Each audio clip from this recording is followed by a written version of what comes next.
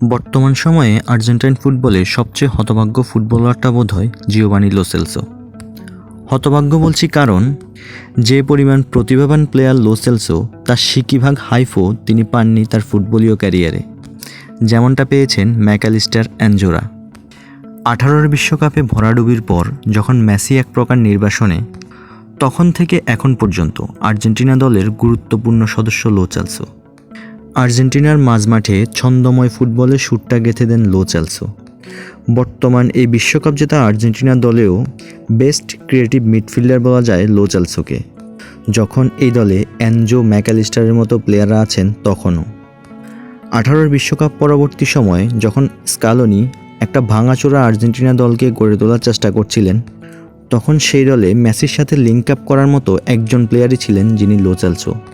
এবং Messi Di Maria দলে থাকা সত্ত্বেও কয়েকবারই হয়েছিলেন সর্বোচ্চ অ্যাসিস্টের মালিক। সর্বশেষ কোপার ফাইনালে লাউতারো মার্টিনেজের করা একমাত্র গোলটিও এসেছিল এই লো সেলসোর অ্যাসিস্ট থেকেই। আর্জেন্টিনার রোজারিও সেন্ট্রাল থেকে উঠে আসা লো সেলসো প্যারিস সেন্ট জার্মেইতে থাকা অবস্থায় ডাক পান 18 বিশ্বকাপ দলে, কিন্তু সাম্পাওলির শুভদৃষ্টি পড়েনি লো সেলসোর উপর।